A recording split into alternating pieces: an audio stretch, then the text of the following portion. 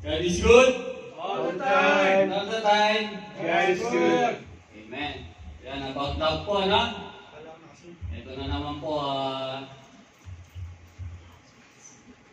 papakita na naman natin kay Lord kung paano talaga natin siya kamahal. Amen po. Sabi po, ang mahal natin ng Panginoon, give, sacrifice. Siya. Giving. Amen po. Ito po yung sa Deuteronomy 14:23. The purpose of tithing is to teach you always to put God first.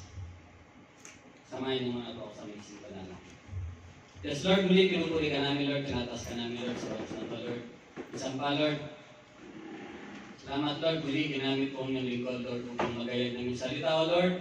Lord, gamitin mo lamang po ako, Lord, ang nadaluyan ng iyong banal na salita, O Lord. Isang pa, Lord, tinataas po namin sa iyo, Lord, ang aming mga puso, O Lord, upang, Lord, na manahan ang iyong salita sa aming mga puso, Lord, at makapagbigay po kami ng masaya, Lord, na may kagalakan, Lord, kaya kami ay magbibigay sa iyo, Lord.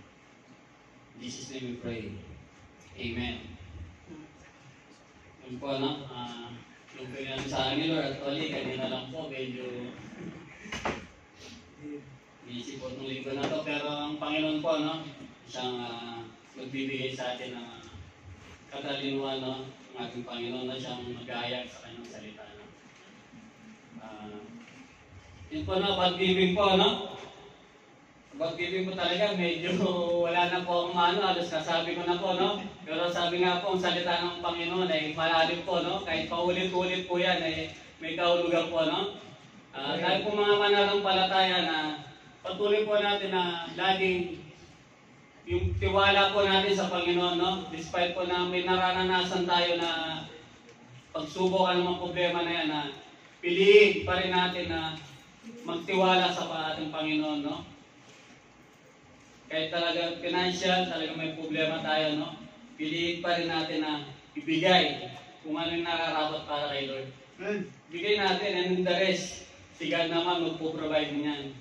Sabi ko nga sa mga testimony ko, no, yung pag tinabi mo yung para kay Lord, at the end of the month, yung binabudget mo na allowance mo, may sobra pa. Diba? Kasi alam ni Lord kung ano yung nasa puso mo. Sabi nga, kung mahal natin yung Panginoon, magbibigay tayo sa Kanya. Diba? Ito naman pagbibigay natin na to. Ito yung pagtatanim natin sa Panginoon, no? Para sa Kanyang kaharian. At balang araw, mag-harvest din tayo, no? Hindi naman tayo mag-harvest, hindi tayo magtatanim. Amen po ba? Amen. Pangawakan po natin ang salita ng Panginoon, no? Lagi nating iuna sa lahat ng bagay, no? Mahirap, pero sabi ng ating, lagi sinasabi ng ating pastor, no? Lahat yan by process, by process. At pag naranasan naman talaga natin ang pag-ibig ng Panginoon, ay makapagbigay tayo, no? Ng maluwag, ang may kagalakan. Amen po ba? Kaya sinasabi namin para sa binubrosan, no? Siguro lahat ng tumatay dito. Hindi naman kami tatay dito, no? Lalo na ako, di ako magsasalita dito. Kung di ko mahal ang Panginoon, kung hindi ko pinagkakatiwala yung buhay ko sa Panginoon, hindi ako makakatayo dito. Pero pag inuna mo ang Panginoon, kapatid, maniwala ka, no? Kahit anong dinadanas mong problema, andyan yung kagalakan, nandyan yung kapayapaan, nakangiti ka sa gitna ng problema. Bakit? May Diyos tayo. Siya yung namumuhay sa ating puso. Andyan lang yung problema na yan. Hindi na may magtatagal eh. Di pansamantala lamang yan.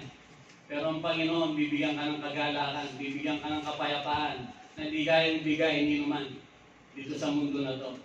Kaya patuloy tayo na magtiwala sa Panginoon. Lagi natin siyang iuna.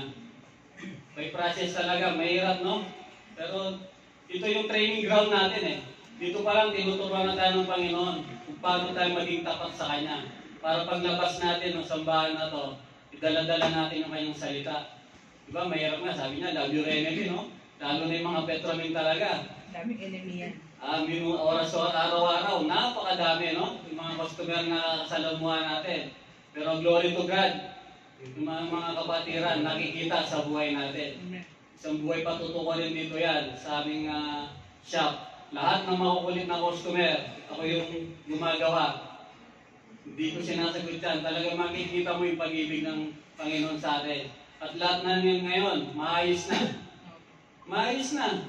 In glory to God. Dahil sa Panginoon yun. Pag dumadating yung customer na yun, nagtatago na, nag-aalisan na. Ako na yung marap. Ang dami po nun. Pero glory to God, no? Pag yung ano ng Lord sa'yo, pag-ibig, hindi mo kaya. Hindi mo kaya magsalita. Pag naranasan mo na yung pag-ibig ng Panginoon, hindi mo na kaya magsalita ng iba sa kapwa mo. Kahit ginagawa ka na ng masamang salita, mabuti pa rin yung binabato mo sa Kanya. Kasi andyan yung love ng Panginoon, hindi mo na kaya. Bakit? Pag sinagot mo yun, nagkasala ka sa Panginoon. May masasabi ba sa'yo? Yung ba yung Kristiyano? Di ba? Yun ang ano na, ang hirap na, di ba, sabi na yung Ate Changa? Ganon. Pero pag naranasan mo ang pag-ibig ng Panginoon, kaya mo yan din yung ganong sitwasyon. Ikaw yung bababa, hindi ikaw yung paparataas sa customer, no? Tayo mga Petrovic talaga, sa araw-araw, sinusubok yung pananampalataya natin. Pero pag may Diyos tayo, may pag-ibig tayo sa buhay, kaya natin ang harapan. Basta magtiwala tayo sa ating Panginoon. Amen po? Kaya paano pagtitiwala?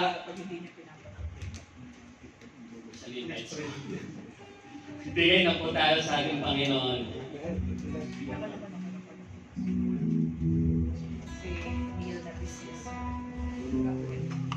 Tayo po'y magbigay. Pag-ibig ang siyang tumuhay sa ating puso.